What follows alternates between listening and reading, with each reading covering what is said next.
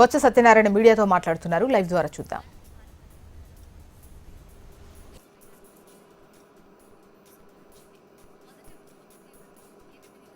ఏం మాట్లాడతారు? అంతా తీసుకొచ్చి అది ఇంతకుముందు ప్రభుత్వాలు ఏమి చేయనట్టు, ఏమి మొట్టమొదటి చేయనట్టు, వీళ్ళు చేస్తున్నట్లు సంవత్సర కాలం అయింది.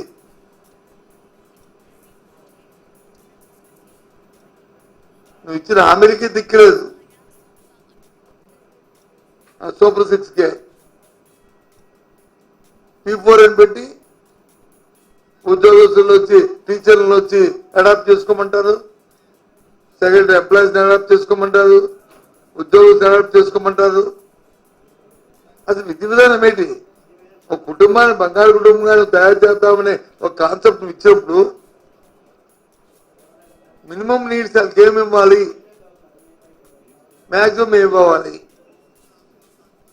ఆ కుటుంబం దానికి ఆర్థిక పరిస్థితి బట్టి మినిమం ఎంత సపోర్ట్ చేయాలి, ఆర్థికంగా కానీ కైండ్ కానీ క్యాష్ కానీ చేయాలి,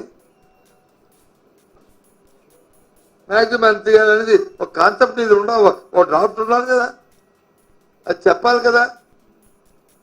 నెలగా కుటుంబాన్ని ఆదుకోవడానికి 1000 రూపాయలు ఇవ్వాలా, 2000 ఇవ్వాలా, లేదా సంవత్సరానికి వచ్చి ఏ రకంగా చదువులు చెప్పించాలా, ఏ రకంగా అవుతుందా, లేదు వాళ్ళకి ఇల్లు ఇవ్వాలా, లేకపోతే వాళ్ళకి కుటుంబ పోషణకి బచ్చి ఇవ్వాలా,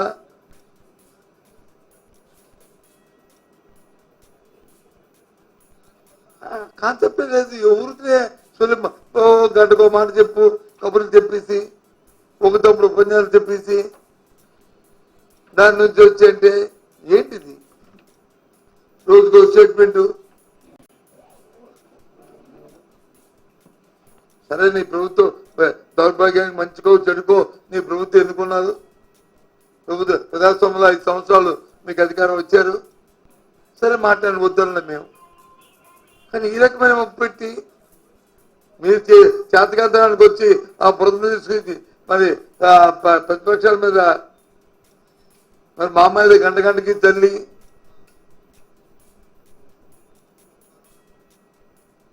చేతకానికి వచ్చి మధ్యలో బాగా వాయించినట్టు మా అమ్మాయి మాట్లాడి ఏంటిది? తల్లికి వందనం ఇచ్చారు. ఎప్పుడైనా గత 4 సంవత్సరాల్లో గత ప్రభుత్వాలు మీ ఇచ్చినప్పుడు ఎప్పుడైనా అమ్మఒడి ఇచ్చినప్పుడు 2 విడతలుగా ఎప్పుడు ఇచ్చామా?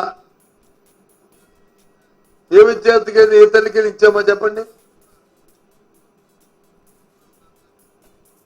సంవత్సరం ఇచ్చిన 14,000 రూపాయలు కానీ, లేదు 2వ సంవత్సరం ఇచ్చిన 13,000 రూపాయలు కానీ 2 విడతలు ఇచ్చారు చూపండి.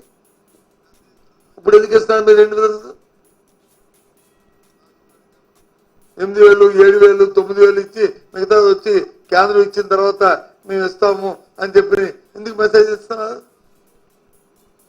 ఎందుకు పంపిస్తున్నారు? ఏంటి అసలు మీకు ఒక ఆలోచన ఉందా? ఒక విధానం ఉందా? ఒక కార్యక్రమం ఉందా? ఏమనంటే మేము చెప్తున్నాం, మీరు వినవలసిందే. వినకపోతే మీ 4 మందాలు ఈ మాటలు. అందుకే మేము ఒక కార్యక్రమం తీసుకుని చెప్పాము. ఎవరు 4 మందమో ఎవరి మేడలో వచ్చో చేయిస్తాం కాదు, అది చేయబట్టే ఇవాళ ఈ కార్యక్రమం వస్తాయి. రేపు ఇంకా ఆగస్టు 15 నుంచి బస్సు ఏదో వస్తుంది. మా మంత్రి గారు శాసనమండలిలో చెప్పారు, మేము వచ్చి చెప్పలేదే, మేము మా జిల్లాని పరిమితం అన్నాం కానీ తప్ప దేశమంతా అన్నారు. తర్వాత మొన్న ఇప్పుడు చూసాం, కాదు ఎర్రస్వేలి జిల్లా అన్నారు. మళ్ళీ ఇంకో స్టేట్మెంట్ చూస్తాం, కాదు రాష్ట్రం అంతా అన్నారు. రాష్ట్రం అంతా ఇస్తారు, జిల్లా అంతా ఇస్తారు, ప్రజలంతా తిరుగుతుంది. ఇది కూడా మా ఒత్తిడి మీదే. ప్రతిపక్షంగా మేము బాధ్యతంగా ప్రజల గొంతుకే మేము మాట్లాడబట్టే ఈ మాత్రమే.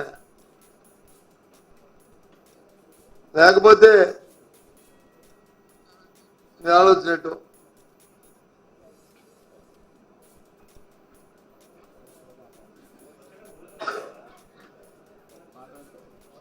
₹1,50,000 కోట్ల అప్పు చేశారు.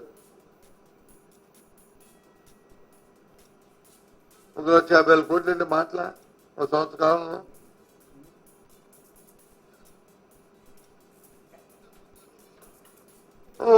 ఏమనంటే మీరు చేశారు కదా, మరి మేమే కానీ ఆ రోజు కానీ ఫైనాన్షియల్ డిసిప్లిన్ కానీ చేయకపోతే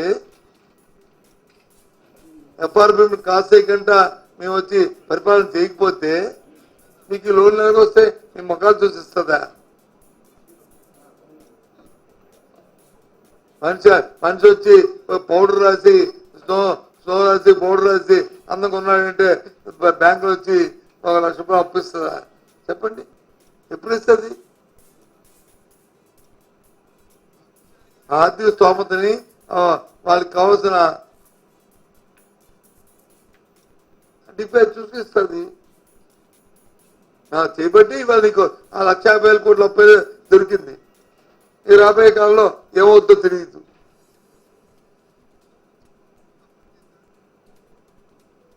నేను చూశాను.